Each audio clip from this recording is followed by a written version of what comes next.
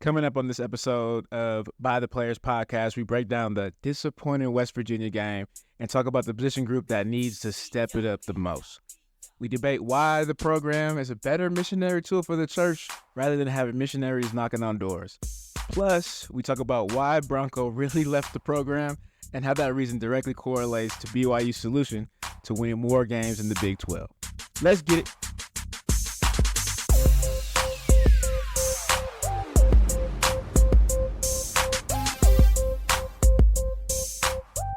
Okay, it's off time. What's your mission pass? I can't even say we're straight. I can't even say we're straight face. We're good, right? We're terrible. What's your thoughts? You sure has. Like you said, I'm not. It's not surprising. Yeah. Like you said, when we talked about it earlier, I feel like this BYU is always known for the team that beats a team that they shouldn't even be in the same league in. And then they fall off or they play to a level to teams that they're equal to or below. Yeah. And that, like you said, it's just not surprising to me. I mean, for them to come out the past couple of weeks, they lost to Texas. At Texas, that's a hard place to go in and win. Yeah. And BYU fans used to having Taysom and Jamal, and you feel me? We go out and we go in there, we spank them boys, but that's not who this team is. That's not who the 2023 BYU Cougars are this year. Yeah. So we wouldn't even have scored. We didn't even score till the fourth quarter, 6 minutes left. Yeah, it took us 10 quarters.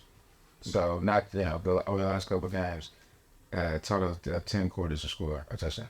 Yeah, and I would consider, to me, I consider that garbage time.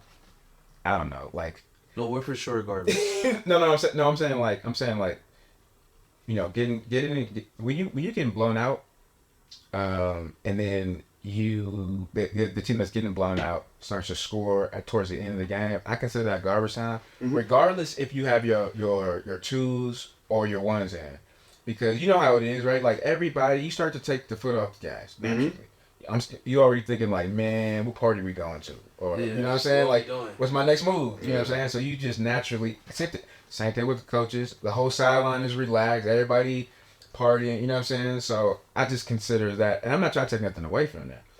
I'm just saying, I'm just putting a little asterisk by it that that I consider that to be in garbage time. It is. Yeah. I mean, I agree. It's not good enough. Shit's trash. Like you said, going back to Texas Tech week, like we scored in the first half, we came out second half, we scored 3 points. So you got to add it from there. Like you scored 3 points on that team. Yeah. It's, you know what I'm saying? This was you was begging for this to happen. Yeah. Going into Texas, you get shut out, and then you go into West Virginia, like you say, you're scoring garbage time. That ain't good enough. So we talked about this on the last episode, but and the stuff I'm bringing up to you guys is just stuff that I see online, on Twitter and everything. I said first, but a lot of comments that I saw was, can we all agree that it wasn't, Keaton Slovis? The problem. No. You can't give him a pass neither. No. Yeah, we can't. Yeah. You can't give Keaton no pass either. Right. And do y'all think that was injury why they benched him, or? Yeah. He's hurt for real. Yeah, he's hurt for real. So he had got hurt Arkansas game. He got hurt, and which to me it makes sense because I mean there's certain balls that weren't thrown, right? People would be like, yo, what's up with the deep ball, what's up with this, or like being on air with Austin, he'd be like, yo, like I don't see these type of concepts, and a lot of the stuff that people were wondering that wasn't in the playbook, I think has a direct correlation with his injury. So I do I do believe that, and I mean he looked like he was regressing. I don't know if it was. I would say just him. I would say the entire offense, right? Like I should say regressing is just. You're supposed to hit your peak at a certain point. Supposed to just and then you're supposed to, you know what I'm saying? And now barring injury, you're gonna go like this. But I feel like they never really hit their stride. Like not at all. What's up with Cody Epps? What's up with I'm done. Why is he not playing? Like, what's going on? I think he got hurt. He got hurt. He's still hurt He too. was hurt. No, at the beginning of the he season. had like 2 catches. He had like a nice block. He had 2 catches. But then he got hurt in the middle of the he in the last game. So Yeah. He got hurt again. yeah. So, yeah, I know. I like you said, just to add on to that point, like you said, I don't think they ever really hit their stride. Like this has been a struggle on offense since the beginning of the season. Besides outside of one game, and that was the Arkansas game. Outside of one game, and like you said, that reminds me of last year's Baylor game and the year before that, the Baylor game. They always had that one game where they come out and they throw out all the stops, they throw out the kitchen sink just to get that one win. But when it really comes down to it, they haven't really produced like that. And outside of trick plays and you know what I'm saying, stuff like that. But when it comes to a basic offense and their identity, they cannot move the ball. Yeah. They can't do it. Like They're nice guys. They can't do it. So there's a couple of players that I seen, and there's some injuries, right, on offensive line, some shuffling around. Mm-hmm. But there was times where I seen guys that were like, and I don't have the all 22, but just what I saw on the broadcast, like dudes were like whiffing, like, and I was like, you know, looking at my team, and I'm like, yo, this is like Pop Warner stuff. You know what I mean? Like, I was so appalled. I was like, how are these dudes like I literally asked, I was like, are these guys on Scully? Like, are these not the walk-ons, you know? And no disrespect to walk-ons, like I play with a lot of good and great walk-ons, you know what I'm saying? That work hard and master their craft. But I'm like, it looked like a lot of these guys were walk-ons, like just super fresh, you know, first time playing a D1 game. I mean, that's how bad like it looked. And so, you know, like, I guess another question. I mean, to me, I feel like the offensive line at the core of the problem, I feel like it's the offensive line. I mean, yes or no? I mean, with any football team, offense or defense, if the trenches ain't right, you're not winning no games. Period. Like it's the start school with the, you know what I'm saying? Look at Colorado. Come on. That's a good point. Hey, And they got firepower on the line. come on. It don't matter. Do They doing good without offensive line and D line, but as soon as they get that, it's over. It's over. But they can't produce consistently because they since Shador he getting scraped off the turf every other play. Yeah. So it goes the same thing with BYU. Ain't no different. Yeah. If you can't win in the trenches, offensively or defensively, you're not gonna win games. I mean, the starting 5 was Kingsley, Waylon, Connor Pay, Caleb Etienne, and Khan. I don't think I've ever seen Caleb play or Etienne play guard. Like, you remember how we talked in the last pod? You trying to move Cap from left to right. Tackle is different. Bro, going from tackle to guard is even worse. Like, that's a whole new different fight. That's all. You got to fight in the phone booth. And if you're not used to playing that, I don't expect you to go out and play the best game. Like a lot of the whiffs I saw was from him. Exactly. You know what I'm saying? You know what I'm saying? He looked lost. I feel bad. I feel bad for him. Like, he looked lost. He looked lost. So and that goes to coaching, fundamentals and technique. If you don't have a basic foundation of fundamentals and technique, and the guys that you're recruiting though too, because we can say like it's definitely technique, but in the off season we were working on technique. Yeah, like you work on technique, like especially if you're a skilled guy. I don't know about a line, but if you care about it, you're working on technique. So all that whiffing stuff should be eliminated in the off season while you're working on it. Yeah. You know what I mean? Yeah. Now I feel like that's different for like you said, that's different for O-line because our main foundation is fundamentals and technique. Yeah. And if you can't rely on that, like if you can't go back to the drawing board, like when all else is going wrong, if you can't rely on that, if you don't have that foundation set, it's wraps. So I don't care who you are. Look at Kingsley. Kingsley, he the same way. He is an athletic demon. Yeah. His fundamentals and technique lack, and so he gets himself in trouble. Yeah. That's a first round. That's a guy who's a first round draft pick in my eyes. Yeah. But based off this year, I don't think he's gonna go first round. You know what I'm saying? And that's our bright star, our pupil. Yeah. Like you know what I'm saying, I don't think he's going first round. But he got all the talent too, but he lacks fundamentals and technique, and that goes to coaching. Yeah. You have to coach guys like that. Offensive line is based off of fundamentals and technique. There's only so much we can do boy, you take your pass set, you throw your hands, and that's it. That's our day. You know what I'm saying? That's all we can do. Shit, you can't do if you can't do that properly. It's rap. You gonna have a rough time.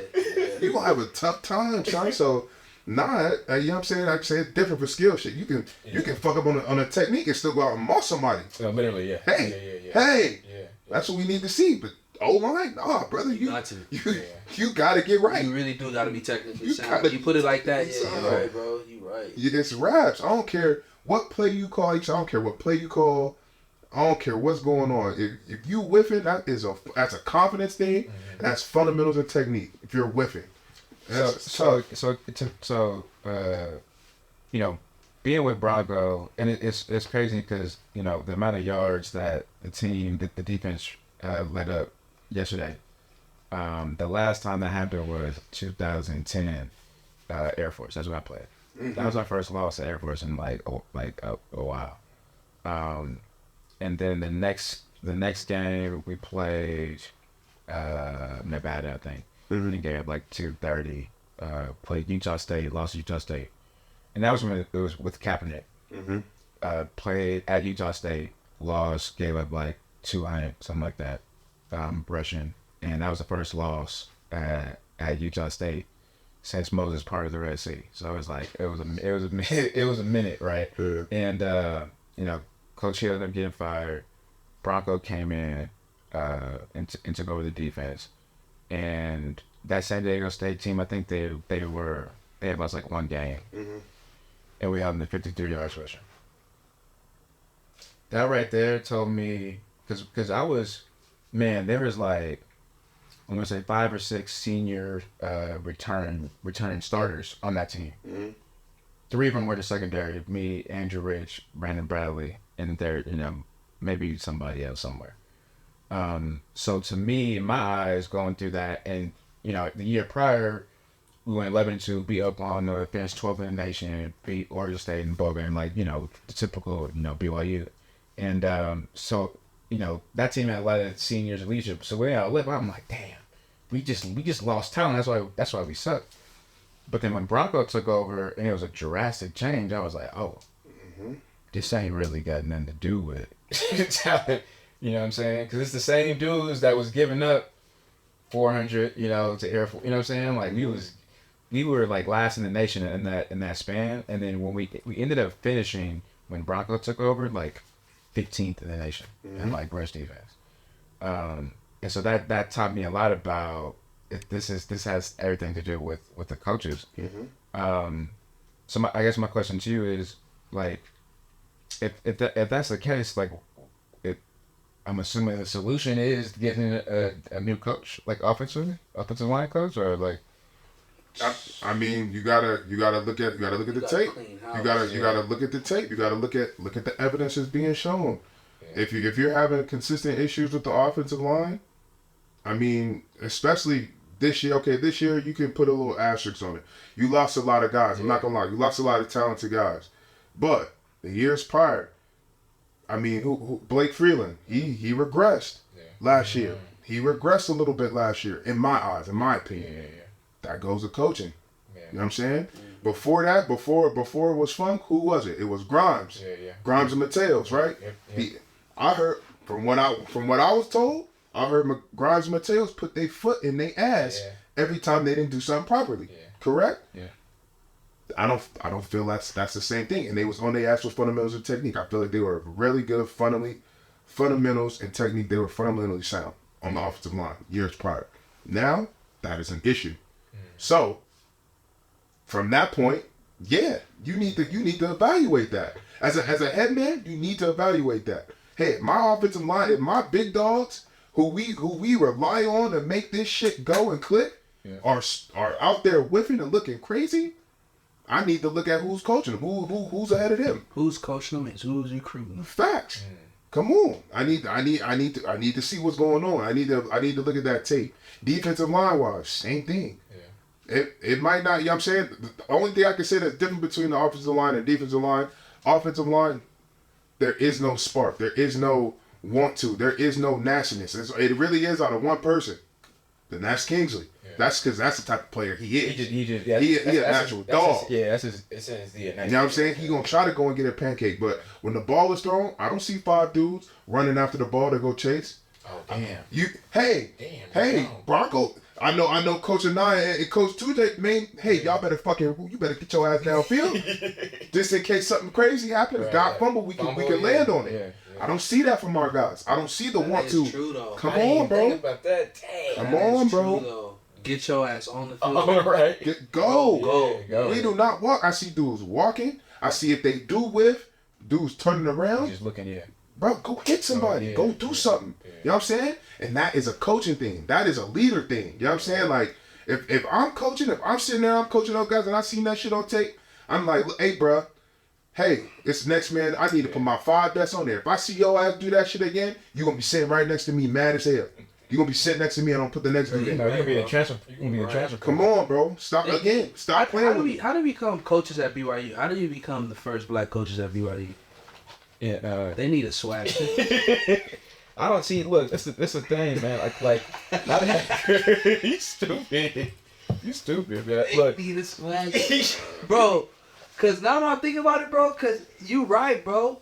Yeah, it really is the players, bro. Because we was doing some wild shit for technique and had like the tenacity we had to play at the level like. Well, it was a standard. Yeah. We knew Bronco wasn't going for that shit. That's a good word. We knew Anai wasn't having that shit. Bro. Anai would cuss your ass out for even thinking you didn't know what you was doing. Boy, like, hold on, do it look like you don't know what you're doing? I mean, you did it right there. Yeah, but hold on. You probably guessed that. Yeah, like, come on, bro. Like, it was a different standard. So now, if that's you know what I'm saying? If catch is not running after the ball, They looking back and not confident on offense. Yeah. That's a standard thing. That's a leadership. That's a leadership thing from the players, from not holding that standard. That's a coaching thing from the O-line coach and his assistant, whoever it is. You know what I'm saying? That's a standard thing. Now, assistants can only do so much, so that's a standard thing. You know what I'm saying? And like I said, Kalani, you gotta look at that as a head man. That's your responsibility. You gotta look at that shit, and you gotta nip it in the bud. Because at the end of the day, this was something that we all knew, like I remember my first camp here, you know, Bronco got up and was talking to other newcomers. He was like, I don't give a black, white, orange, red, Muslim, Christian, Mormon, like the best players aren't going to play. It's the 11 players that play the best are going to play. Mm-hmm. And right then and there, I automatically knew that there was no politicking. Mm-hmm. You know what I'm saying?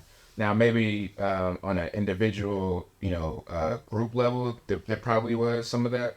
Obviously, like, even Coach Hill told me, he was like, yeah, like out of all the JC corners that we brought in, which was 3 that year to compete for a spot, he was the only one that recruited me. So he was like, obviously, I'm a little biased. Like, I want to help you out. So I get there's some of that, but on a grand scheme, we knew, like, nobody's job was safe. Like, it didn't really matter. And I feel like that's something that always pushed us, was like, like, my job can get snatched, or it pushes, if you not starting, you like, I can go and get that. You know what I'm saying? Eventually I can go and get that. Raise the level of competition. Yeah, exactly. And so, when you see guys that are making mistakes consistently, it gets to that point as an analyst or a fan, I'm like, you gotta have somebody better. Mm-hmm. So, like, what's the deal? But they don't, and that's the problem. Well, see, this is I guess a question on a statement is like, it like do you either A, not have somebody that you can put in, or B, because that standard of excellence isn't there and established, you don't care to bench somebody that's consistently making mistakes? I think it's a combination of both. Like you said, you don't.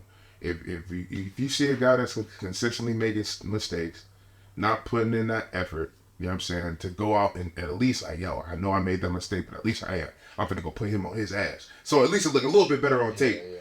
If you're not doing that, that shows me, one, you don't have nobody behind you that's going to push you. Yeah. Two, you feel me, either you know that, or the coaches have told you that, or you know what I'm saying, in meetings or whatever, have said that, like, man, y'all, whoever, I can't even trust y'all to even put y'all in the game. You know what I'm saying? Mm-hmm. That's another thing. And 3, like you said, it's a standard. Like, hey, y'all don't care about the standard. So I highly doubt that, you know what I'm saying, Kalani as a coach don't care about that as a standard. I highly doubt that. Right. I don't think any other coach, or maybe it's not a high priority. Or maybe I can say, maybe it's not that high of a priority, seeing their offensive linemen get their asses downfield and block motherfuckers. Yeah. Maybe that's not the top of the priority list. Maybe for them at this point it's more of just executing your job. Mm-hmm. Maybe it's gotten to that point.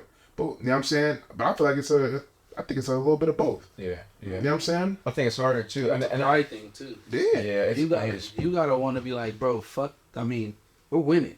Yeah. Like, what do we gotta do to win? Like, somebody in the locker room has to be like, yo, what's going on? Mm-hmm. Yeah, that's a good point because when we turned things around, when Bronco took over,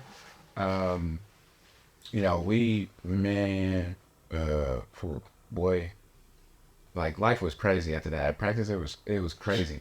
And when we went out, we won. We did things that we never did all season. And we went out, we won. And the first thing he said to us, he was like, now you guys know. He's like, remember this feeling. Mm-hmm. And he said, now you know, think about what you guys did Monday, Tuesday, but all through practice that got you this win. If you want to win again, you got to do the same thing. Mm-hmm. And we was like, okay. Man, we was crying. Boy, we were crying. Like we had, man, if there was a transfer portal, you know what I'm saying? Like we were hating life, dude. Like it sucked, man. It's like, it sucked because we weren't pushed that season up until that point. Mm-hmm.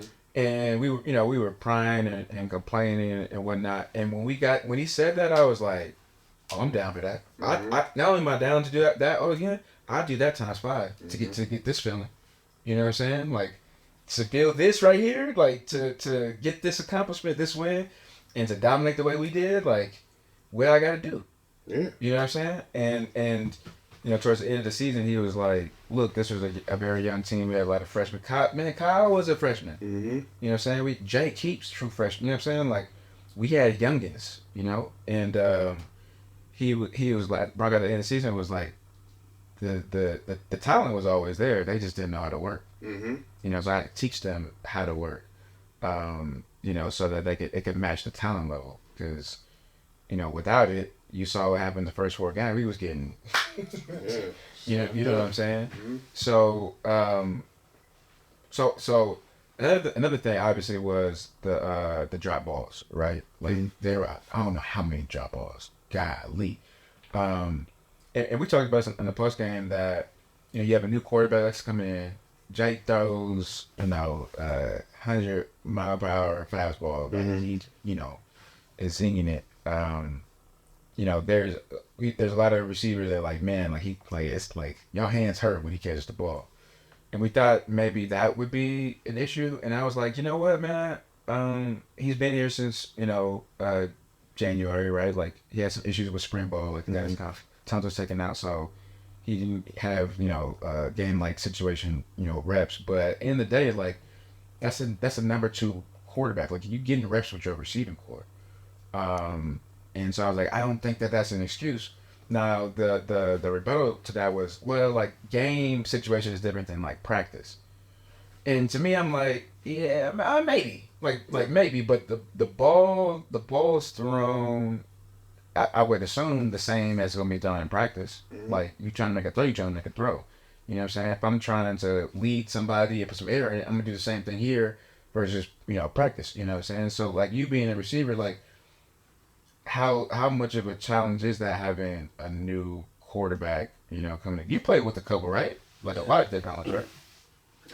It is a big challenge because he automatically has his own. I'm gonna go to him based off what the other quarterback has already done. He doesn't really find out who's really open.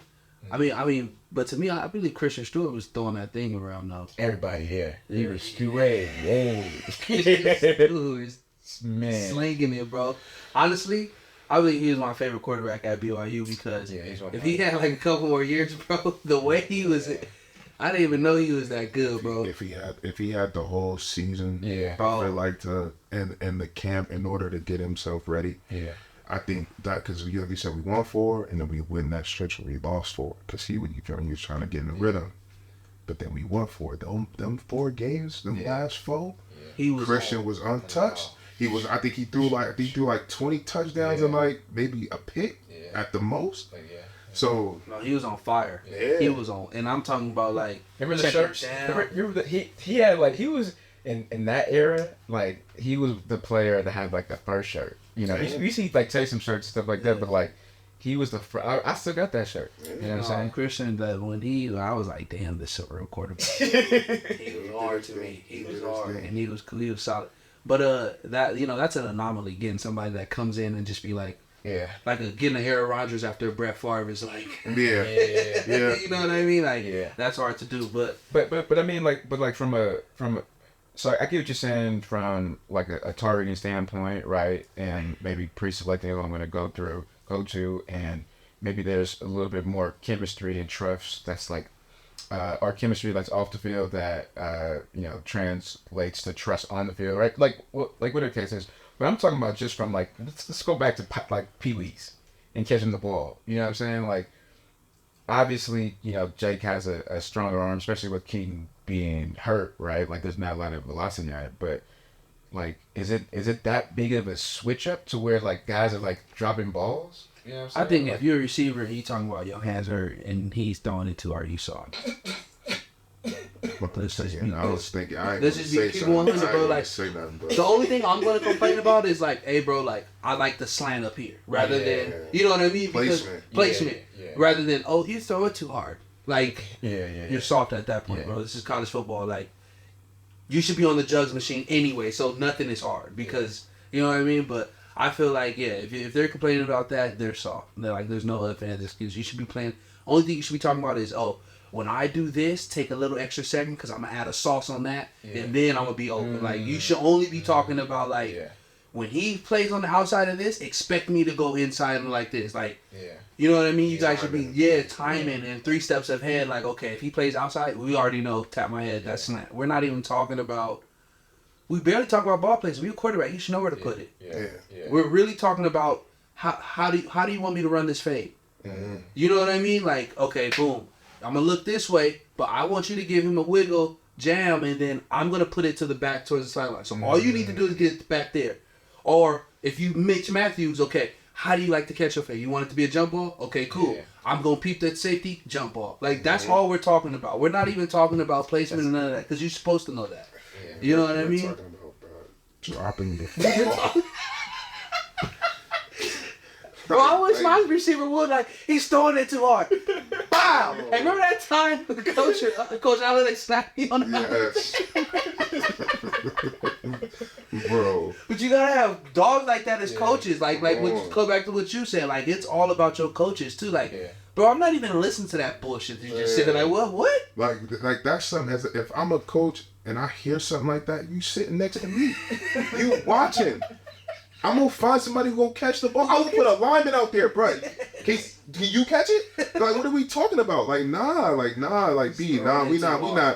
not doing that, bro. Like, it's going back to I mean, I wanted to bring it up because, I had a rebuttal, on the post game show, and I got a receiver right here. You know what I'm saying? But like to me, like, so okay, I say it like this.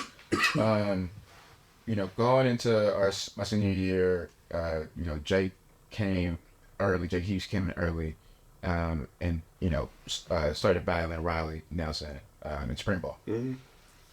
And Riley's a lefty. Man, and I'm not talking about nothing else except for righty and lefties. Like, it was weird. It was like breaking on a slant from a lefty. I was like, because it's just not what I'm used to. But breaking on a ball that's like softer or harder is not gonna, like, you know what I'm saying? Like, I can't see how that would impact me. Only thing, like you said, bro, timing. I need you to be past this linebacker, and I'm gonna hit you right before the middle linebacker. This is where the ball's gonna be. Yeah. I'm putting it there every time. That's timing. I don't care if it's hard when it gets there. I don't care if I throw it earlier because it's soft and it gets there. You better be in that hole. That's it. That's it. To even bring that to up. Bring, to even soft. like I don't know who, like I said, I didn't watch the post game pod. But that sounds like an excuse to me, bro. That's focus and execution. Yeah. You not that's what you do. You out there to catch the rock. Your name is receiver. Come on. You got one job. Yeah. Like, come on, son. Like, I can say if you saying like, hey man, I can't run no 4-2. I get it. yeah, facts. I ain't gonna throw that on to the team. I got you. I got you. You feel me? But we talking about crossing the middle on a crossing concept and you dropping the rock? No, they was dropping like hitches. Come on. Like. That's quick game stuff, a bro. lack of focus. That's a lack of like you focus said, and man. execution. Simple as that. So And to want it. yeah. You gotta want it. Come You gotta on. don't you want to go to Right. Everybody here. the NFL? Like you gotta be looking at your chops like, oh, you finna throw me a hitch? Right. Like, Please. come on. I've been waiting to toast them. Please. I'm hungry out here. Right. Come on, bro. Like what? And you talking about when it gets there, my hands are he's throwing it too hard. Like, I'm not used to You're that. weak. No, that's an excuse, bro. That's I'll be not embarrassed taking as a coach. accountability for your lack of focus and execution at the end of the day. That's what that's all football is. That's it. It's focus and execution and getting your job done. Yeah. Doing your 111. Yep. Yeah. Can you do your 111? If you cannot do that, you don't need to be playing. Respectfully, that's what football comes down to at the end of the day. Yep. That's true. So come on. I don't know about that. I don't know. Like I said, I don't know who said that, but that's tough. I'm not giving out no excuses, bro. Like it's not the first game of the season. We ain't in spring ball. We not in camp. This is game what 8? Yeah, it's And you a Nah. grown it's man, supposed bro. to be over. Yeah. Come on, yo. That's Season no over. We're excuse not for going that. to a bowl game if we don't get it I together. don't think so. I don't think we're going. We're not going. Like I said, this last like I said, the Big 12 did us low key grimy. They ain't give us no Houston's. You know what I'm saying? They low key gave us the ringer for the schedule, but those last 4 games is gonna be tough. Oh no. But they kinda got to, like, tough. If I'm the Big 12 and BYU comes in, I'm be like, yeah, you gonna have to eat this real quick. Yeah. Yeah, for sure, absolutely. And then but that's sure. those are the opportunities you prove you great. You feel me? Exactly. With that schedule, those are the opportunities you prove like, oh shit, wait. Okay, BYU came We in messed and with did the some wrong shit. word. Yeah, we BYU messed came in and did they some ain't no shit. punks. Yeah. But if you give them this and we're like, yeah, exactly what we expected. Yeah. Yeah, that's because you're right. Cause like I remember like playing against like Washington, beating Washington, beating Oregon State, beating Oklahoma. Oklahoma was a little astronaut because Sam Bradford got hurt. But they would always be like, man, like y'all white boys can play. Like they tell you like, yeah, y'all white boys can play. I'm like, dude, we got it. Like you know what I'm saying? Like we don't. This ain't no kumbaya. Like this might be a religious school, but we trying to eat like you. We trying to hurt you like you trying to hurt us. Only came here to play. Right. What you talking about? I only came here to play. I ain't, you know what I'm saying? I ain't come here for all that other stuff. Oh, when you see me on the field, bro, I'm talking crazy. I came here for one thing. That means you know I'm desperate. I came out here for one thing and one thing only. Facts. I'm trying to end you, bro. Like, nah. Like, come on, son. Nah, bro. I ain't come out here to shake your hand. I came out here to dog you out. Come on, bro. But you know what it is though too, bro? As to your point like that, like how you said, you came from the JUCO, I came from the JUCO. You came from the JUCO. It was personal. Come on. There's no like personal vendetta in the team. Like where it's like I don't care I got a chip on my. There's like we're BYU. I'm gonna catch this. I'm a little Bro, cool. I'm glad. I made the team. Yeah, like bro, like I said, they don't got no real NIGGAs where it's like, oh my gosh, Yeah. he's from came where? out here. He came out here with it. He from Oakland, California, and he's Right. talking crazy. Right. Like no, you know what I mean? Bro, a perfect example to that was when we played Cal. That was my 2014. That was my last regular season game. We went to Cal. Oh, that was at Cal. Oh, At Cal. that's a nice present. That's a nice gift for you. You feel me? Went home. Yeah. I took it personally. Right. But the coach there. So the coach before that coach that was there that year. That was his first year. It was Coach Teffer before. He offered me to go. Boy, I wanted to go. Boy, Marshawn Lynch, Justin Forsett. I wanted to go to Cal. Boy, I'm like, man, what? Yeah. Man, so they pulled my scout. He's like, nah, like the new cat came in. He's like, you a red flag candidate. It's hard. Hey, I never heard this story. oh yeah. He keep calling my phone. He's like, yeah, like you a red flag guy. You didn't do all that well in high school, which is true. I didn't. I was. That's why I was the JUCO. Yeah. But you redeem yourself. Right, yeah. Man, I had a 3.7 in JUCO. I'm thinking like it's cool. He's like, nah, we already got enough red flag guys. We gonna let you go. I said, all right, bet. Went to BY. Boy, when I seen Cal on that schedule, circled it. It was they senior night. Personal. It was personal. They senior night. I'm standing next to Bronco. Why they walking down with their moms and their dads, waving. I'm like, man, take my jersey off, bro. This my field, bro. This my field. I'm talking crazy to him. Bronco looking at me like, I ain't never seen Drake talk like this before a game. Bro, went out there, made it personal, put him in the ground, made it personal, talk crazy to him. We don't have that on this team. I ain't gonna lie, every game BYU should play is personal because they taking you lightly. Yeah. They're taking us lightly, bro. Yeah, we underdog. You guys see me playing BYU, bro? Bro. Like these white boys. Right. Look how That's they what talk. they say. Look how they talk. Like these white boys. Come on. I've heard it multiple times. We play do it. Utah. Yeah. Hey, I do y'all it. some soft I ass did it on the team. Come on. Yeah. When what's his name? When they would guard me, when I came on the BYU, I'm like, bro, coach, y'all got white corners here? Come on, bro. Where's Robertson Daniel? Where's Y'all pink. Butterfield finna. Y'all think Nick Howell's little cousin finna get on me, bro? Facts, bro. This is That- cool. that's- No, but for that's real, facts, so I'm though. thinking that on the team. Imagine what George is thinking. Imagine what the dogs are thinking. Like, bro, No, the NFL thinks that way. Bro, hold on. B. Let me also tell you something, because I was about to say this, brother. It's not just the player, but the next level think like that. Because I had a pro day for the San Francisco 49ers. Their scout that scouted us came up to me. He's like, man, I'm actually surprised by you because one, he's like, you had a different mentality.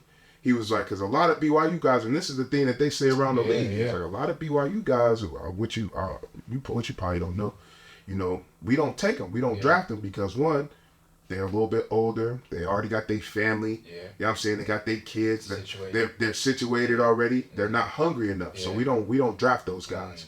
We don't draft those guys. That's what he told me to my face. I'm like, but he was like, but when you came back for the pro day, you know what I'm saying, you was leaner, you was hungry, you showed out. He was like, that got you on the map. He was like, that got you on the map. That's what got you in camps. And I'm like, damn, I ain't know that. If I would have known that, like that's, you know what I'm saying, that knowledge is half the battle. Yeah. You know how the way people perceive you, you can approach situations differently. Yeah. But like knowing that, bro, these cats don't know, these BYU cats think shit good. Like, man, I played for BYU. That was my dream come true. Yeah. Like, nah. It's interesting too. Is Solid, Jake went to a JC, right? And he went to, I don't know what he went to his first year, his freshman year, but he had good numbers, and then he bought out again at Riverside. And I was like, oh, I know Riverside. Like that's a. I'm happy he made that transition, to get some more looks. But I saw something on Twitter where they were getting beat bad. It was like right before halftime, and he's like, yo, let's go. And it wasn't like, no, hey, come on, guys. It was like, yo, let's pick the shit up. And somebody was like, yo, this reminds me of Max Hall. And Max was like that. Max would be talking shit. Like, we'd be in camp in August, right? And going in team, and he'd be talking shit. And I'm like, I'm like, yo, wait. It made me feel a type of way because I talk a lot too, but like I'm like, yo, you like the leader of the team. Like, we friends, you know what I'm saying? But it took my mentality to a whole another level because I'm like, yo, you got the leader of the team, the face of the program, not giving a damn. You know what I'm saying? Like, yo, sorry, But that's what makes the level of competition. That's what. Yeah, he made everybody, talking mess, dude. Like, Like if my quarterback, like that's how Tay was. Taysom was like in the game. Yeah. I loved it when Tay talked. Like, yeah, he got up after he went to. Yeah, I'm like, yeah, Tay talk your shit. Yeah, that makes me want to block harder now because now I'm like, no, you ain't touching Tay. Right. You not touching Tay. You know what I'm saying? You're not touching Christian. Right. You feel me? Christian, get up. I ain't gonna lie. It took Christian a couple games to start talking this shit. Christian, talk your shit, but you worked hard for this moment. Talk shit, Mangum. Mega Man talk. I know Mega. I can see Mega Man talk no shit. You know what I'm saying? I know he was. You know what I'm saying? That's you feel me. But you gotta have that dog. But you can see the difference though, like of the intensity, right? You could see the difference in the competitive fire and the edge based off of your leader, especially at the quarterback, position. And you either do it, I think, in that way, by the play of like on the field, right? Like making a play and then saying something, or holding the guys to a high standard yourself without the coaches. You know what I mean? So the Tom Brady's, you know what I'm saying, the Peyton Mannings, they like, I don't need no coaches. Like, I'll bench you myself. You know what I'm saying? I need that. And so like with Jake, he's experienced the same thing that we all experience, which is, look, I say this all the time. It's called Last Chance U for a reason. Facts. You know what I'm saying? You go to high school and you don't get a scholarship, you don't get no offers, and with you it's different because you bounce back and win. But like, you got no scholarships, and the most embarrassing. I was embarrassed, man. Like wearing like Foothill, community college gear. During Christmas break, and everybody had Cal gear on, and UCLA gear. You know what I'm saying? Like everybody had D1 gear, and I'm sitting there like, and you go back and you take the photos, and I'm like, you know what I'm saying? but like that stuff, like, not getting a scholarship when all my friends did. Like, it was literally last chance. Everything was last chance. You know what I'm saying? I got a 3.6 as well. Like, I graduated high school with probably like a 2.4. You know what I'm saying? Like, so like, it wasn't just last chance on the field. It was last chance, in the classroom as well. It was last chance in the weight room. It was last chance. Everything was last chance. You know what I'm saying? Like, now or never. Right. And so, when I got here, I had like that mindset. I still had that to this day. You know what I'm saying? It's like, yeah, what's your last chance? Like. Not even like the next day is not promised us. It's really like, no, like this is my last chance to do this. Well, last chance to do that. You basically saying they don't have no sense of urgency. Right, yeah. They don't have no sense of urgency, and that comes back to your point. Like, you need to have that urgency. Run to the ball, because anything can happen. Anything can happen. Anything can happen. That urgency, that want to, I want to get there, that effort. Yeah. That little effort that's going to get you there, they don't have that. That's they a don't have difference. that. That's a I difference want between winning and losing. Yeah. I am a football player. Yeah, that's true. what it is, bro. That is true. It's the difference between winning and losing. Yeah. Well, all right, guys. You said that standard. That just goes back to everything. Standard. Leadership. Discipline, principalities. That's what they need. Because you can get that, right? Like, not everybody goes the JC route, or not everybody goes through, situations where they feel like it's my last chance. But so like, with us it's easy. We playing every snap like it's our last, and because of personal experiences. But not everybody's gonna have that. So, you as a coach, you gotta get that out of your players, right? In one way, shape, or form. And like with us, like with Bronco, you guys know we did pursuits. Yeah. Like, man, and Harvey Longy was on the post game show and the pregame show, and it was funny because I was talking to him about it, and pursuits and whatnot, and he'd be like, man, Bronco you should stop the entire practice and be like, nope, not getting up, doing the whole period over again. Like, oh wait, I do remember that. I'm like, bro, Chip Kelly used to do the same thing. We used to start practice. You used to start practice, it was game. I mean, we start practice in the game. Like, you didn't start practice warming up. No, you start practice, this is the script, boom, boom. So, ones is running their suit. As soon as the ones get done doing the play, the twos will have to run on the field and do a play. Threes come out, run a play. And then he will make the starting quarterback run with the threes. And then the second string quarterback run with the, like, you know what I mean? Yeah. To switch it up. Like, I'm going to put you in different situations. You never know what can happen. With other people, so you see how you lead. But that's good. when you think about it, it's like, that was like low key ingenious. Like, damn, like, game we waking up, Yeah. waking the game, we waking up with practice. Like, oh no, bro, I'm finna get loose. Like, because now it became fun. Like, practice is like, okay, now we getting loose. After that, 1-on-1s. After that, you know what I mean? How they structure practice too, you got to do it. It can't be. It's not the mundane, same old shit, bro. Like, nah, you gotta, like you coming out and competing out the gates. Out the gates. And if What's a competitive nature out the gates? We creating gladiators, bro. We're not creating soft. Yeah. What are we talking about? I'm saying football is a game, like you said, you gotta want it every play. But my thing is this though, like you said, it goes to structure. Like, there were certain days where I know we didn't have it. We came out flat. And Bronco seeing it, Coach Anand seeing it. They like, hold on. Coach Anand coming to me. Dre, you start bouncing, you start bouncing in my face. And it was Dre, swinging. Yeah. I need it. I need it. I don't care what you do. Go fight somebody. Yeah. Pick it up. Remember that day we had practice? Yes, I know. He didn't even call the play. He said, go get it. Damn. Said go. Ran out there. It was no play call. He did not call the play. He just wanted us to get going. Hey, punch the shit out of this dude in front of You you. just went and hit somebody? Bro. Chase him. In the shotgun. Down. So he backed up. Bomb. Took off. I'm dragging the scout team, dude. Everybody's fighting. You remember that? Bro, we were not. It was just more of just like a. I'm not letting him get on us no more, bro. Yes, Enough that's is all enough. he wanted. That's all he wanted was to enough pick it is up. enough, bro. We dragging cats. I remember on the opposite side of on the opposite field, because you know how one field was vertical and the other way was. Okay, so offense, we fight. We just got done fighting. Everybody huffing and puffing. I'm not bringing it up. That's all I wanted to see. Good job, boy.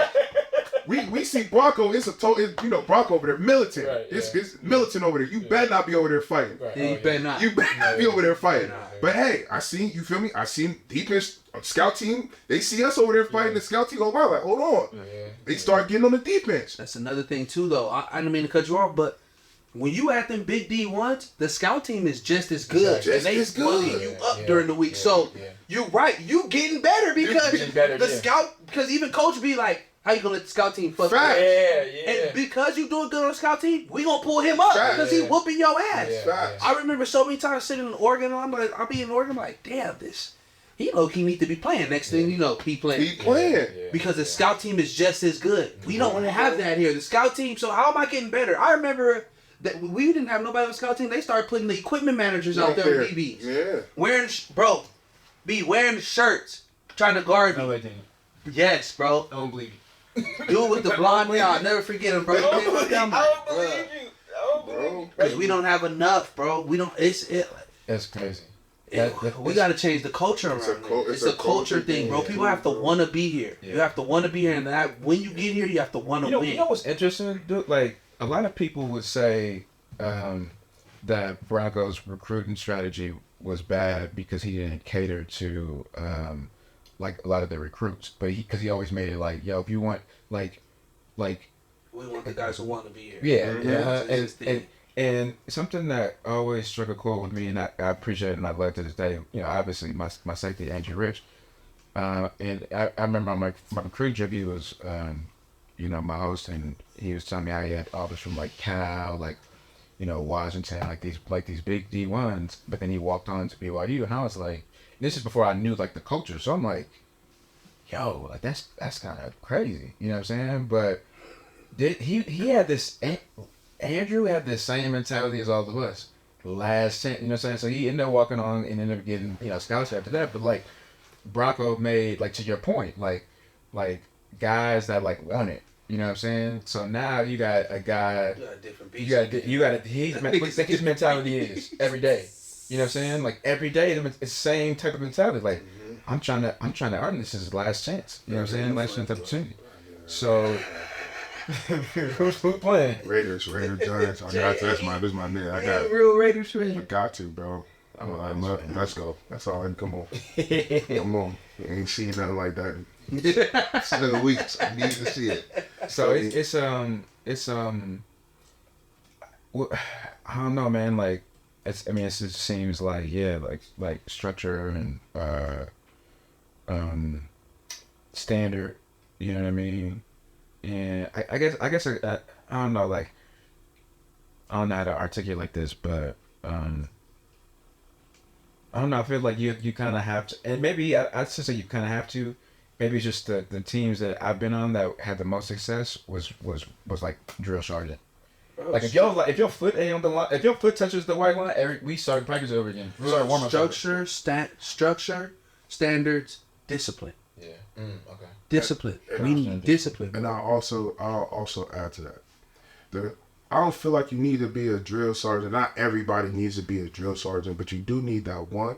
But when you don't have the talent, that other teams have, you have to be disciplined. Yeah. You have to do the extra step. The reason why Bronco was successful because he knew, bro, I ain't gonna lie, we not no Notre Dame, but we play Notre Dame, and so we gotta be on point. We have to be on point. You can't be sitting there having pre-snap penalties that kills momentum. That will kill us. We can't beat ourselves. That's one thing he always said. It's already hard enough to score and win games. Yeah. This sport, but it's hard to win games. So you need to appreciate every win, but you can't kill yourself. Yeah. You know what I'm saying? We have to be disciplined. Yeah. So that's why he drilled that shit into us. This team, these last couple years, that's like you said, you can see that hasn't been the priority. That hasn't been the standard. Yeah. Because if it was, you would see it on tape. You would see it in the games. You don't see that. So maybe that's something they need to go back and look for. Maybe they need to bring in a hype man. Hey, his one job is to come in and get on somebody's ass. Hey, what the fuck was that? Hey, bro, hey, like you feel me? You watch you bring in somebody who know they shit. Bring him in, bro. I remember, bro. Like I said, I know John Harbaugh. He's a great coach. He knows all three phases. But one thing that you did not want this man to get on your ass is in that film room because he'll do it in front of the whole team. Who's 77? No one is me. Me, Dre Wesley, coach. What the fuck is this? What is this? What is this? Yeah. Do we coach this? Like Juan, that was my own. Juan, did you coach this? Juan, hell no, I ain't coach that.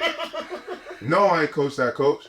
So what is this? What were you thinking? So now I'm like, boy, I don't ever want that to happen to me again. Right, yeah, it's true. Never want that to happen. So I had writing in my notes, don't you ever do that shit again. Because I did not want that feeling. I didn't want nobody sitting there yelling at me because I didn't get my 111 done. Fuck that. So that's the standard. Bro, somebody gotta do it. I mean, maybe it gotta be Kalani. I know Kalani don't want to be that guy. He don't want to be that asshole. He want to be that coach that, you feel me, that rah coach. I understand that. But bro, at this point, fuck it. Yeah. You gotta do it. You gotta be desperate. Fuck it. And you don't gotta be, when you said that, like when I said drill sergeant, I would consider, so let's go back to your point of the structure. Cause was Bronco drill sergeant all up in our face? No. Hell no. But he ran the program like one. Yeah, for sure. You know what I'm saying? Like, remember we used to run? He used to, after practice was over, he used to come out and be like, I found 2 wrappers of Starburst. That's 2 sprints. You know what I'm saying? Like, or I found a tissue on the floor. Like, that's a sprint. You know what I'm saying? Yeah. Like, so he never like was whoop and cut. Like, I never even heard him cuss. No. You know what I'm saying? And so like you can run, and that's what I meant by like drill sergeant. But your word is the better word. The structure and so you know what we did? Because we knew. We had to run. If the locker room weren't clean, we rotated groups. DBs, Monday. Receivers, Tuesdays. And before and after practice, we would, you know what I'm saying? Like, y'all got that side, we got this side. You know what I'm saying? So, like, those little things, like, those words. It translates. It translates. So, like, we just got done cleaning up right before we go out to practice. And, like, when we got to step, like, no white foot on the line, you know what I'm saying? Like no foot on the white line, you know what I'm saying? I'm like, oh, I'm already knowing. Yeah. You know what I'm saying? Because I know every Monday, if DBs, we clean up the locker room. You know what I'm saying? And, it's funny because Bronco would come by and he'd, like, stop and, like, jokingly, he was, like, serious. He'd look at somebody's locker and look at another one, look at another one and go, I could tell,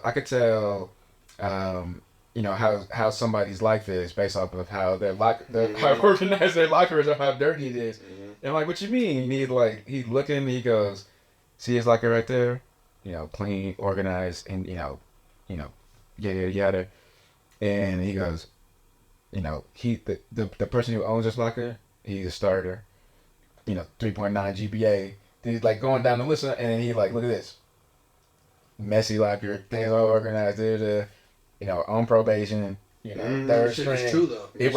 Right? And I was, dude, like that, like the smallest little details like that showed me a lot that, you do what you do in everything that you do. Yeah.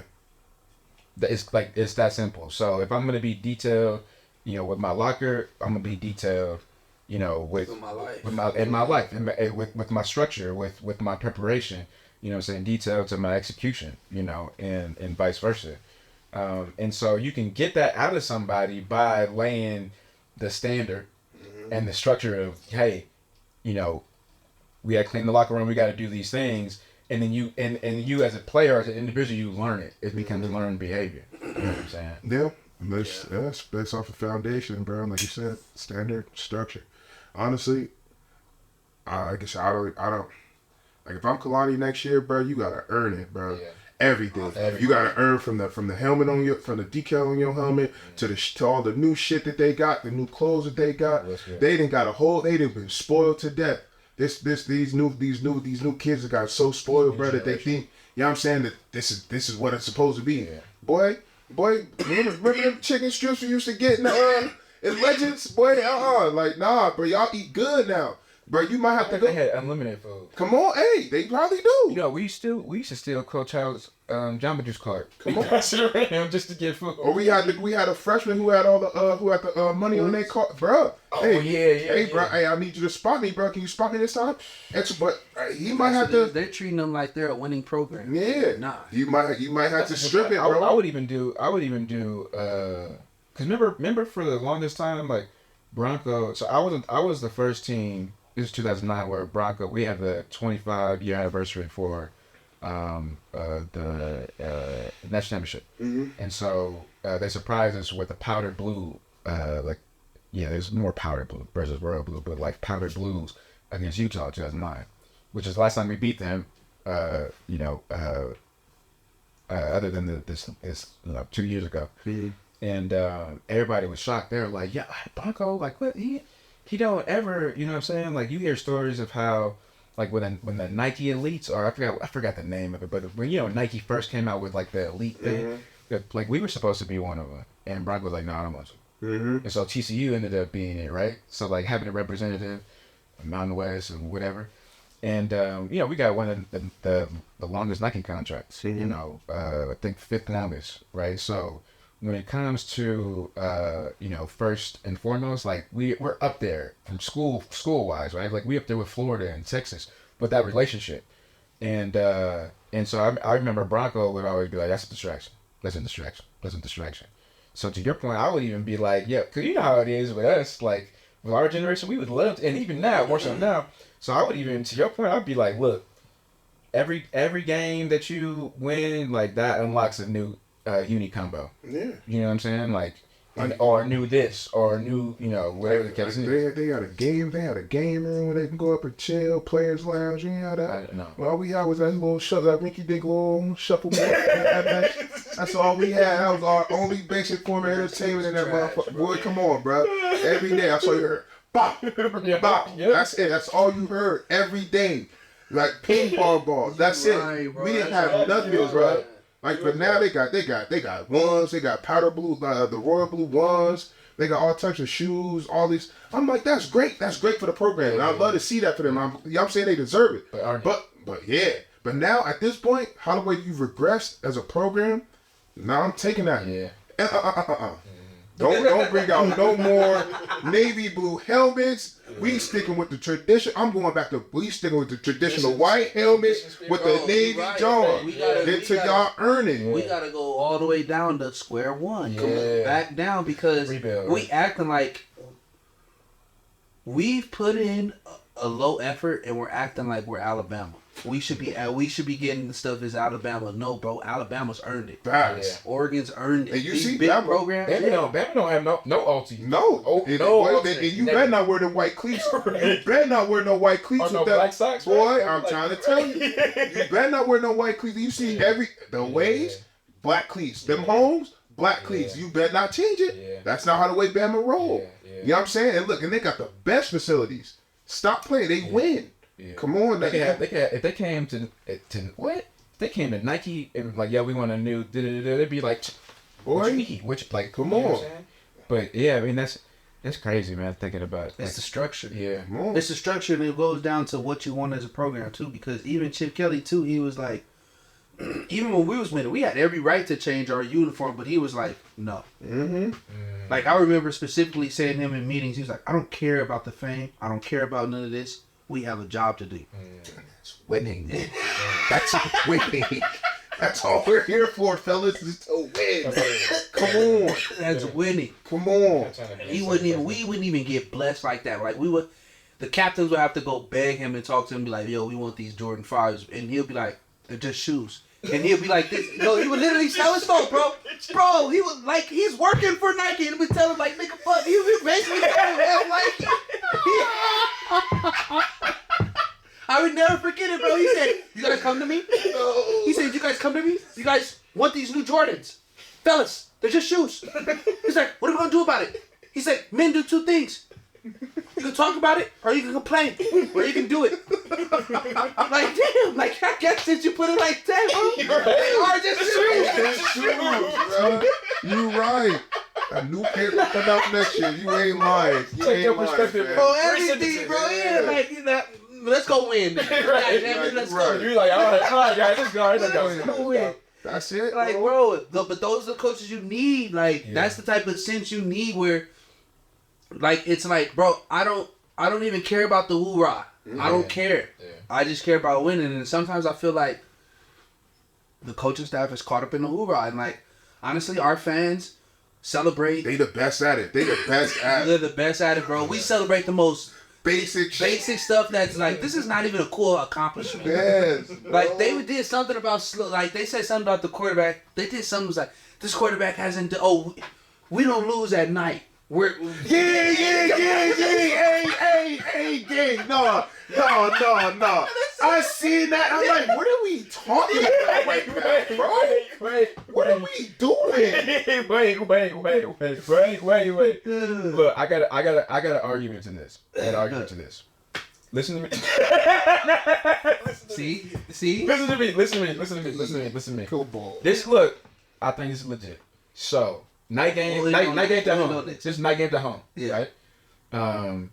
So if you have an away team that comes to Provo, or you know what it is when you travel and you got to play game, what you doing all day? It's hard. It's hard to be up and be energized and be focused, right? Like you got your meetings, you go through walkthrough or whatever, but if you got this long lag time, what we doing? We watching game. We watching film. Some of us watching film. Some of us watching the games. Yeah. You know what I'm saying? And so it's hard to wake up and hit a peak. You know what I'm saying? At the time that you need, because the time that you need to peak is so far off, right? And so then you get here into our environment, right? So now you got to flip a switch, and a lot of times, a lot of these teams, they're coming from the East Coast. So it's 8 o'clock here, it's 10 o'clock there, right? So you telling me I gotta flip a switch when you know at this peak time moment when my peak was hours ago. You know what I'm saying? And I'm in this little box, meaning like my room or my hotel. You know what I'm saying? All I'm saying is it's it's harder to flip that switch to get angry and get mad and get into your mode than it is in the earlier game. And then you add in our fans like The Rock. You add in the environment. That's all I'm saying. I agree. That does make sense. Okay. No, that does make sense. I was gonna say, I'm with you with all that. But bro, I don't care. I don't care. I'm saying like, bro, we supposed to win. And a lot of times the cats that we playing at this time, we supposed to beat them. Exactly. Like, come on. That's what I'm saying. Like the expectation is like so mediocre. I'm just mediocre. I'm tired of mediocrity. Yeah. Like, bro, I'm tired of looking at BYU and like, bro, we're mediocre. We're BYU. No, I want to be great. Yeah. We're supposed to beat them. Yeah. We're supposed to dog them out. Yeah. Texas Tech, we're supposed to dog them by 50, not just by 27-7. No, we're supposed to have 50 points on that team. Period. Sam Houston, that's 100 ball. I don't care what nobody say. 70 points or more. If not, that is underachieving to me. You know, you're right, because even when SU was scoring like 35, like, he was able to put 35. Come on. Yeah. When Idaho State came in, I'm licking my chops. I know. I'm not playing after half. I'm good. Yeah. I'm not, for me, it's cool. I'm about to be drinking chicken broth, watching my mans go crazy. Right. I'm going to my backups like, yo, y'all ready? No, he is trash. Go play him in the, you know what I'm saying? Like, that's what That's what makes me so mad about our fan base. Like they celebrate mediocrity. But you guys lose during the day and every. Y'all lost every game. But y'all talking about this one night game, bro. Shut up, bro. No, bro. I'm not going for that. When I seen that stuff, I'm like, bro, this is why we suck. Because the mindset is so low. Like, bro, like, hey, or when we lose, like, you know what I'm saying, a close game. Man, we were almost there. Man, shut that soft ass shit up. Yeah, shut that soft ass shit up, bro. No, we were supposed to win. It's either we win or we don't. That's what football is, results. It's a results business. Either you win or you don't. I ain't no we coming close or we're almost there. Nah. Ain't no almost, man. You got second place. You're the first loser. Come on, bro. You lost. You lost. Come on, bro. Never heard that one. You're the first loser. Second place is the first loser. Come on. What we You doing? ain't do nothing. Only time second place count is in the Olympics, where you actually get a medal. You know what I'm saying? You're the second best in the world. Yeah, that's Cool. when it matters.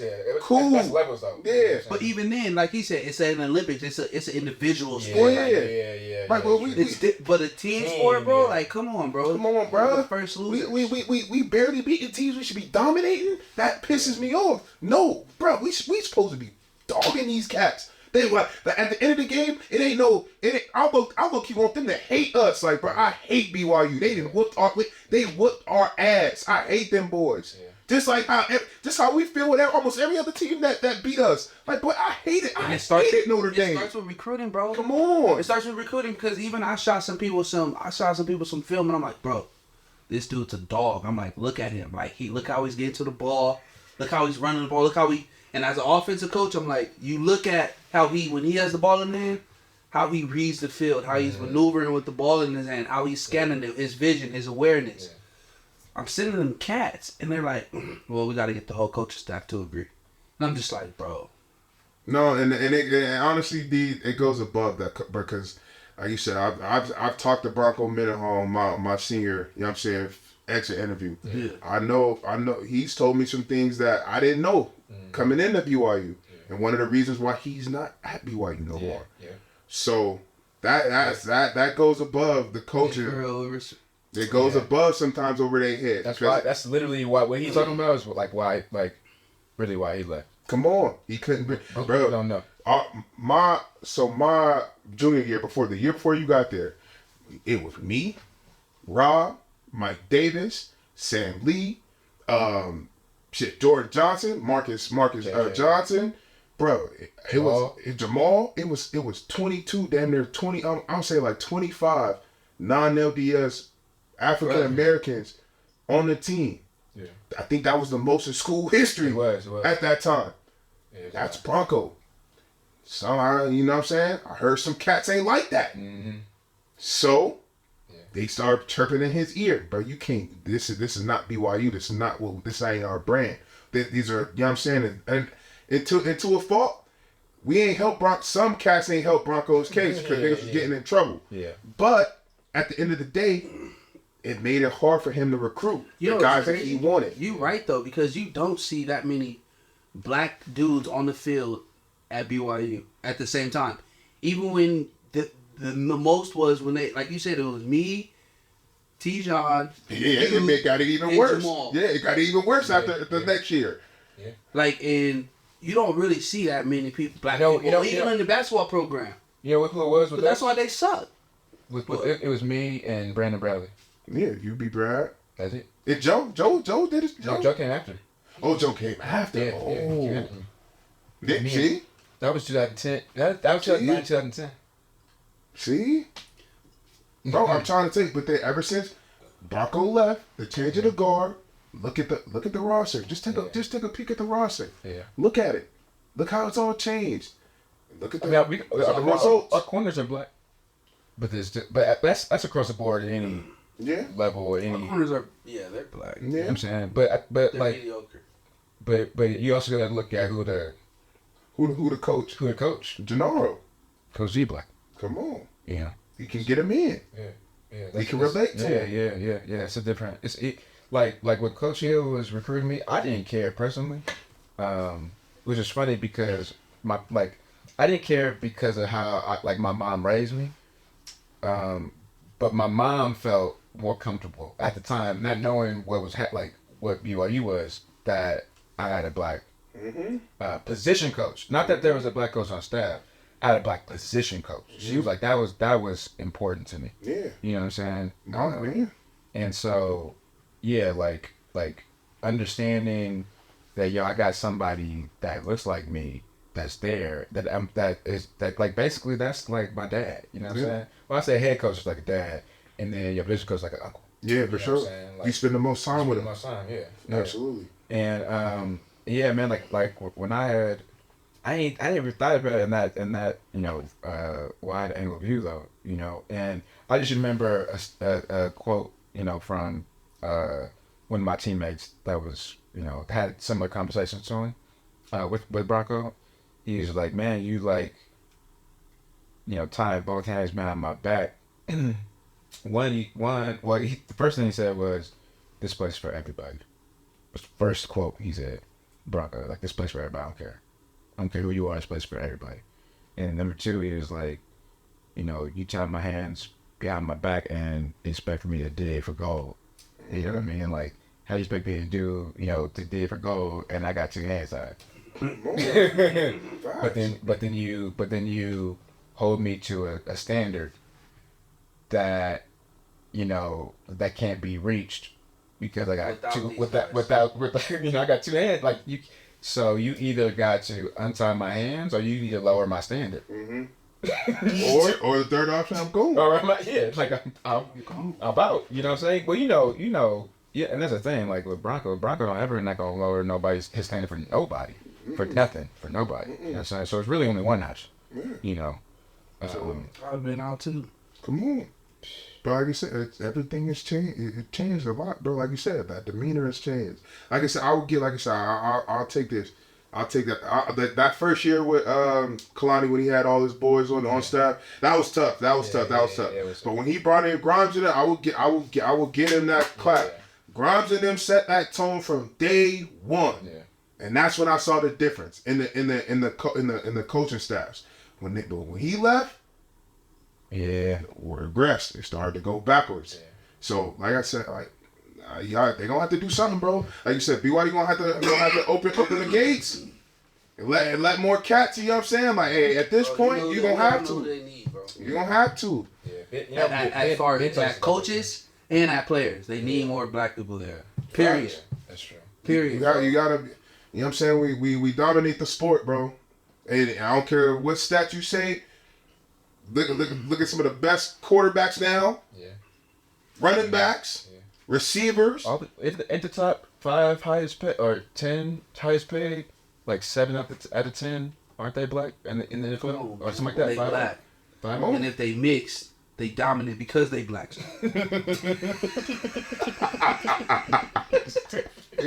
It's the truth. Stupid. Am I lying? He ain't lying. I mean, even when Michael Jackson turned light skin, he still had 15 in him. He's still. Stupid, man. I'm a president. You're one of my top 5. You're my top 5 presidents. But you feel me? You feel me? I just feel like that's just what it come down to, bro. Yeah. You're gonna have to start. I know BYU is a thing of legacy. You got a lot of legacy kids there. Yeah. A lot of parents want to see their kids. But nah, if you want to win, that's cool. If you want to keep doing what y'all doing. Yeah, but if you want to win and you want to get out of mediocrity, you want to hold up a Big 12 championship trophy. You're gonna have to do. You're gonna have to start opening up the gates. Only at that level because they're actually holding themselves back. Because if they want to reach that like great Hall of Fame type university feeling. Oh, dude! I say it all the time. What they need to do. So really, when you keep going to the root of it, like it's really past recruiting, and it goes back to the church because I've always said it's a huge opportunity missed because football, like sports, is the only thing. Sports and Star Wars is the only thing that unifies everybody.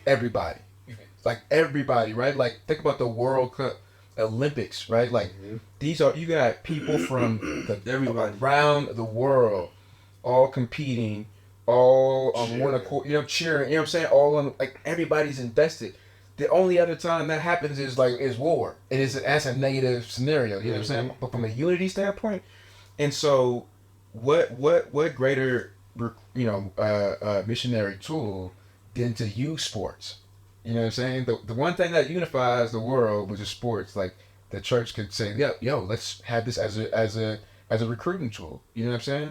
Because you hear it all the time, like the broadcasters, the religious institution, they always bring it up, right? You know what I'm saying? So if I'm watching the game, if BYU's in the top 10, if they're a powerhouse, they're top 10 and become a brand, a household brand across all of college football.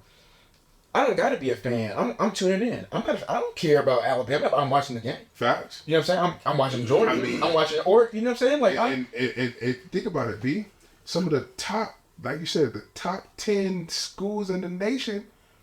Boy, a lot of their fans hate people who look like me. That's true. But they be over there, boy, roll tide roll. They be out there, all the Ole Miss fans. Yeah. But they be quick to call somebody a name. But but they gonna cheer for them. They gonna cheer for them. Yeah, Come on, bro. You was looking at the broad spectrum. If they really were on their money moves and playing chess, if BYU was playing chess, I said this to somebody. I would get more black people here, more black coaches to negate that we were ever racist.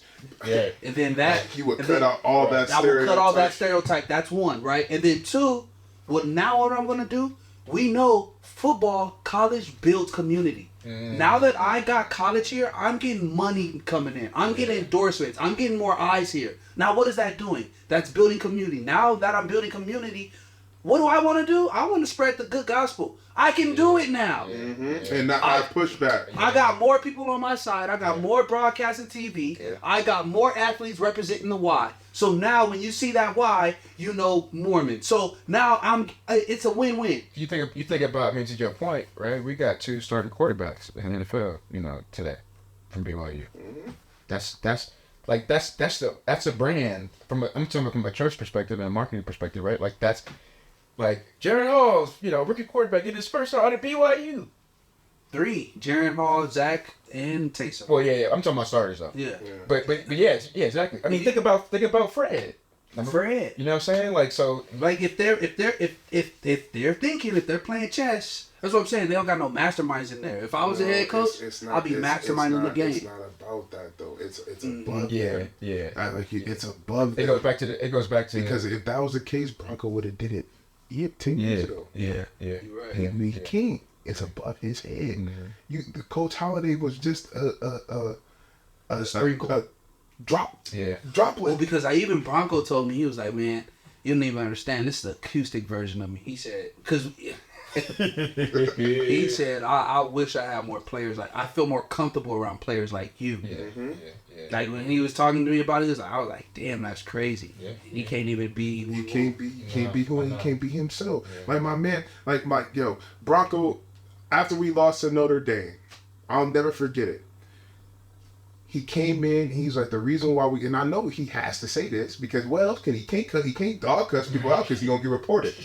He came in there, fellas, you know why we lost that game? Because guys aren't clean shaven, wearing earrings, and how the way you live your life outside of here. And I'm looking at Bronco like, you don't even believe that shit. That's it.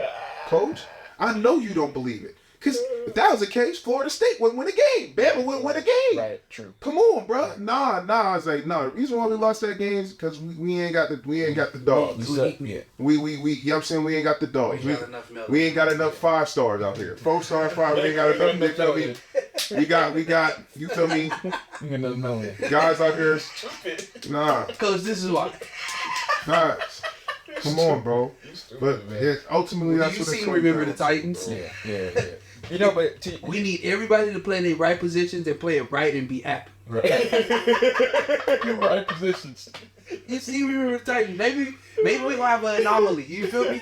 Maybe you'll get one of them who's like, damn, he cold. He just got a cold. That's a cold white boy. You feel me? Yeah. But that's rare. I think that, like, to your point, it sounds funny like cliche, but there's a deeper rooted in that. Like, I saw a study from the NFL a while ago that talked about certain positions and correlation with them growing up in the suburbs versus the inner city. Yeah. And in the suburbs, there's certain sports that are available versus sports in the inner city based off of money, right?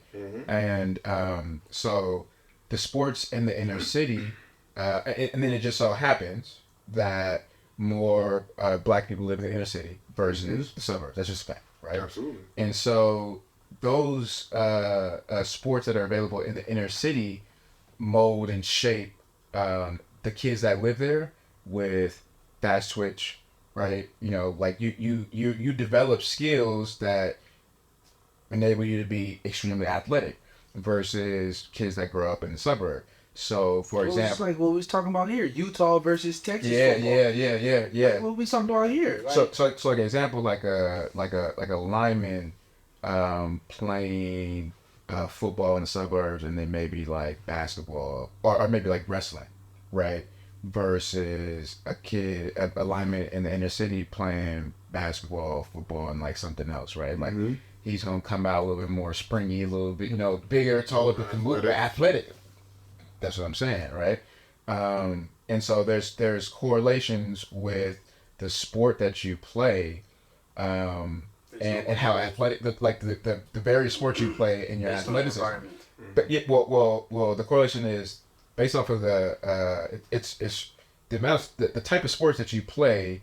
There's a correlation with your athleticism, right? So think about this: all of a lot of the first round draft picks, they play multiple sports, right? And so, with that being said, like how athletic that like you are based off of that is determined by the type of sports that are available. And so, inner city has these available. Suburbs have these available. So, like here's another good example. Like with a lot of quarterbacks in the NFL, they were pitchers. Right, Baseball players or something. Yeah, right, and through like just with funding and money and financial things, like there's not a lot of baseball. Like, do you guys play baseball in the inner city? No, Not really, right? No. Maybe some states, some areas, but I can't. No, I don't. Remember. I played baseball. I played baseball. You know what I'm saying? I play T-ball. So now check this out. If there's a strong correlation with a lot of quarterbacks in the NFL that play baseball, and if there's no opportunity to play baseball in the inner city, there's probably gonna be less likely a black quarterbacks, right? Like black quarterbacks that can develop into an NFL quarterback because of that correlation. I'm not saying it can't happen. I'm just saying it's just the odds of it. So yeah, the odds, right? So now check this out, which is really interesting. Was this Kaepernick? So you look at the black quarterbacks, right? Like Russell Wilson, Kaepernick, and a couple others, all play baseball. Because I'll be like, so the argument was like suburbs, right? So it's not necessarily their color; it's your environment and what's available to you. And also that's where the stigma comes from of because of color or background. Lamar Jackson to a Patrick Mahomes. Yeah. Patrick Mahomes, you know what I'm saying? Oh, He right. had the baseball background. His Yeah. pops played baseball. He probably played on all types of travel teams for baseball, this and that. Lamar probably played baseball, but it wasn't no travel team. Right. You know what I'm saying? Right. He had to get it out of the mud, even though he probably had to baseball at lunch. You feel me? Right. You know what I'm saying? So it's a Backyard. different. In the backyard, like, It's a different that's aspect, cool, but I want to definitely- get that football. Yeah, and it just so happens that the population in the inner city is black, and it just so happens, the population in the suburbs is mostly white. Yeah. That's just that's just what it is. Too. Right. What's Yeah. Opportunities. So So, but this is good, man. I'm gonna wrap this up. This was really good, insightful conversation, and I think maybe sobering for a lot of people. And I don't even know, man. Like maybe even some steps or some actions that could be taken, but I think as long as we keep harping on and telling the truth, maybe yeah, exactly. So I appreciate you guys. appreciate y'all.